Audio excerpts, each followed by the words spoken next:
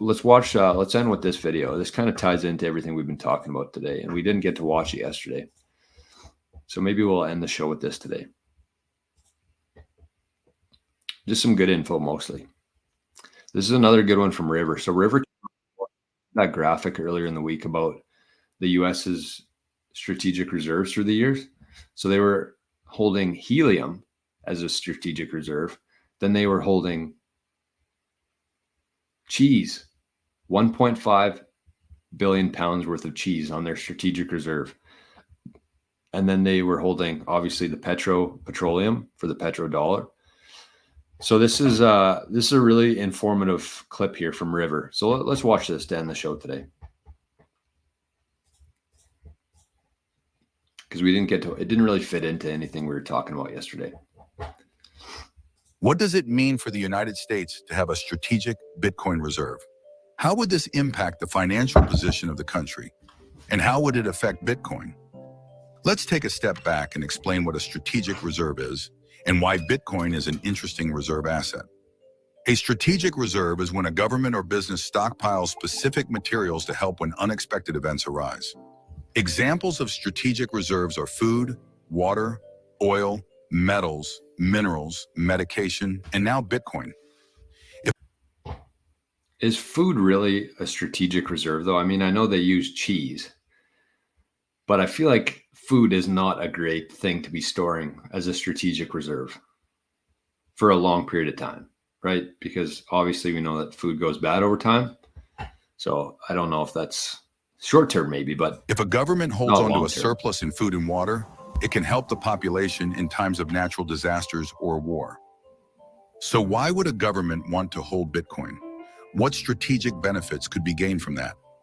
Let's take the example of the United States to explain. The U.S. national debt is over $35 trillion today. Last year, over $1 trillion in taxpayer money went towards paying off just the interest on this debt. Anything that can help the U.S. pay off its debt strengthens the financial position of the country. One way to strengthen your position is by holding assets that increase in value over time. If this happens faster than new money is being printed, then it could help a country pay off a larger amount of debt in the future. The orange line represents how Bitcoin has grown by an average of over 60% per year for the past 10 years. Bitcoin's value grows so fast because it has a limited supply of 21 million, making it more scarce than gold, currencies, and other stores of value. I love this chart here. Look at this supply. So after every halving epoch, you can see that it kind of gets the angles less sharp. But this is where we are right now, pretty much 2025, which is wild to say. But look at the new supply coming for the next, and it'll stay flat for the next 100 years. That's what we got to look forward here. We only got 6% of the Bitcoin left to be mined. Currencies and other stores of value. This supply can't be changed. You would have to convince the vast majority of the network participants that the Bitcoin they hold will become worth less, and they won't agree to that. Many people have tried to create copies of Bitcoin, but these never got close to having the same network effects. One country that already has a strategic Bitcoin reserve is El Salvador. It holds around 5,800 Bitcoin, worth around $340 million, and has made a profit of 38%, or around $50 million so far. The United States already owns 213,246 Bitcoin today. 213,246 Bitcoin that they stole. More than any other country by confiscating it from the Silk Road Marketplace and funds stolen from the exchange Bitfinex. If the U.S. could obtain 5% of all the Bitcoin supply, for example, this could help to pay off a significant portion of the national debt. If more countries create a strategic Bitcoin reserve, the price is impacted more. So being among the first countries to adopt it can be a great strategic move to increase your wealth relative to other countries. It forces all countries to consider this decision or risk being left behind. Bitcoin and all of its individual holders also benefit from this adoption, as owning and using it will keep getting easier over time.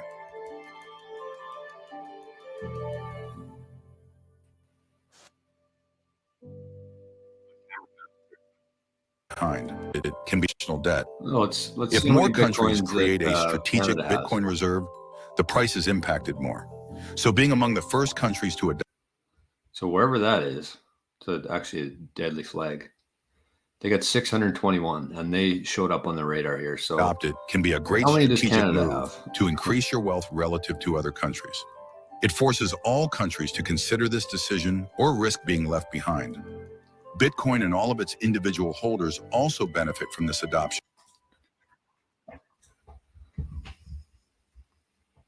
All right, so this is after seeing that. Oh, AD says that's a Kingdom of Bhutan. Interesting. So after seeing that, somebody left a comment on my YouTube channel saying you shouldn't be talking like this without a disclaimer saying this is not financial advice. And I said, well, actually, it is financial advice. So why would I put the disclaimer on there? And it's the exact same thing I'm going to say right now. If you're in Canada, Canada has 0 Bitcoin. Canada has 0 gold in the vault, sold it all to China. So if you're planning to store your wealth in something, I would strongly consider looking outside of Canada. Do not be holding Canadian dollars right now. They're losing value by the second here. And I think Canadians would be a perfect, if you're a Canadian, I mean, this is relevant to anybody, but consider making the shift towards a Bitcoin standard. And what I mean by that is at the start of every month, if you got 2,500 of expenses that you're going to be like, not your rent, not your mortgage, but like the things that you can pay for with your phone, figure out what those expenses are on the first day of every month, put that into Bitcoin. No, sorry, that's not my advice. Cancel that. Take half of it. So let's say your expenses that you pay with your credit card every month are $3,000. Take half of it and hold it in Bitcoin. Take the other half, leave it in cash. And so I would say actually physical cash. That's what I would recommend, but either one works, fiat. And so whenever you go to spend something, so let's say you need to go, you're filling up your tank with gas. You look at the Bitcoin price on the first day of the month, August 1st.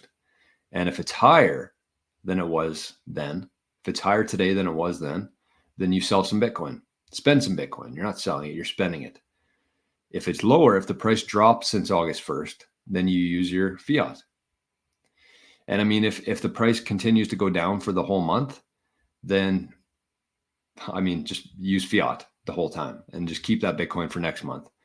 But strongly consider that, because you'll notice that some months you're actually going to create a huge amount of purchasing power for yourself.